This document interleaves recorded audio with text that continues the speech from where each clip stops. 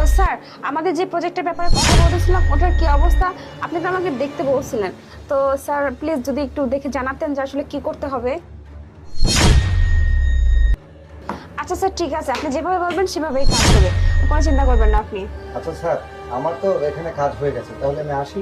হ্যাঁ হ্যাঁ, আপনি চলে যান, সমস্যা নেই। ঠিক আছে, ধন্যবাদ স্যার, তাহলে আমি আসি। ঠিক আছে আঙ্কেল। হ্যাঁ আরিফ সাহেব, হ্যাঁ আপনার পেমেন্টটা ঠিক মতো পৌঁছে যাবে। পেমেন্ট পেমেন্ট কোথায়? ঠিক আছে, আমি আপনাকে 2 মিনিট পরে ফোন দিচ্ছি। পেমেন্ট চলে যাবে, টেনশন নাই। ওকে ওকে। এখানে টাকাগুলো কোথায়?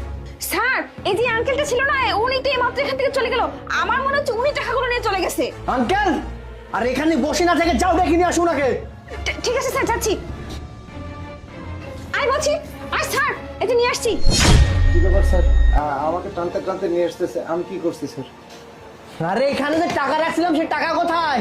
স্যার বিশ্বাস করুন, আমি এখানে কোনো টাকা পয়সা দেখিনি, আমি টাকা পয়সা নেইনি। বিশ্বাস করুন স্যার, আমি এগুলো স্যার, করতে পারি না। একদম মিথ্যা কথা বলতেছে। এক নম্বরে চোর, টাকা ওই চুরি করছে। আর বিশ্বাস না হলে ওর ব্যাগ চেক করুন, টাকা ওর ব্যাগের মধ্যেই পাবেন। 1 মিনিট দেখুন আঙ্কেল, আপনি কালকে গ্রামে যাবেন। গ্রামে যাওয়ার জন্য আমি কিন্তু আপনাকে অ্যাডভান্স টাকা দিয়েছি। বেতন ছাড়াও আপনি আমার কাছে এক্সট্রা টাকা চেয়েছেন, সেইটাও কিন্তু আমি আপনাকে দিয়েছি। আপনি আপনার জন্য যেটা বলতে বলছেন আমি আপনার জন্য তাই করেছি। এখান থেকে যেই টাকাগুলো হারিয়েছে এই টাকাগুলো কালকে আমাদের কোম্পানির একটা ডিল হতে যাচ্ছে। এই টাকাগুলো যদি আমি না পাই তাহলে আমাদের কোম্পানি সম্পূর্ণরূপে বন্ধ হয়ে যাবে। আপনি আমার চাইতে বয়সে বড়, অনেক দিন যাবত এখানে কাজ করেন, সেই সম্মান দিয়ে আমি আপনাকে কথা বলতেছি। যদি টাকাগুলো সত্যি সত্যি নিয়ে থাকুন, টাকাগুলো বের করে দিন। বিশ্বাস করুন স্যার, আমি তো দীর্ঘদিন হলো আপনার এই কোম্পানিতে আমি চাকরি করি। আপনি তো আমাকে চেনেন, তাই না? আমি কখনো কি এগুলো করেছি? আর আজকে হঠাৎ করে এতগুলো টাকা আমি নিয়ে চলে যাব, এটা কিভাবে সম্ভব বলুন? প্লিজ স্যার, আপনি বিশ্বাস করুন, আমি এইগুলো করিনি স্যার।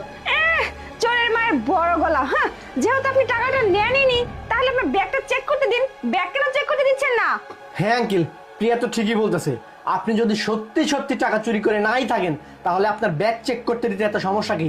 আপনি আপনার ব্যাগে যা কিছু আছে সব কিছু এখানে বের করুন। আপনাকে বারবার বললাম যে আমি টাকা নেইনি, তারপরে আপনি বলতেছেন। ঠিক আছে, ব্যাগ আপনি চেক করুন, কিন্তু ব্যাগ চেক করার পরে আপনি যদি আমার এই ব্যাগে টাকা পান না, তাহলে আপনি আমাকে এই অফিস থেকে মারতে মারতে বের করে দেবেন। আর সেই সঙ্গে টাকা তো নেবেনই, আমার বেতনের টাকাগুলো সব নেবেন এবং এমন কাজ করবেন যেন প্রত্যেকটা মানুষ দেখে যে চুরির সাজা কি। আর আরেকটা কথা, আমার ব্যাগে যদি টাকা না থাকে তাহলে প্রিয়া ম্যাডামের যে ব্যাগ আছে না, সেটাও আপনি চেক করবেন। চেক করে যদি প্রিয়া ম্যাডামের ওই ব্যাগ থেকে টাকা বের হয় তাহলে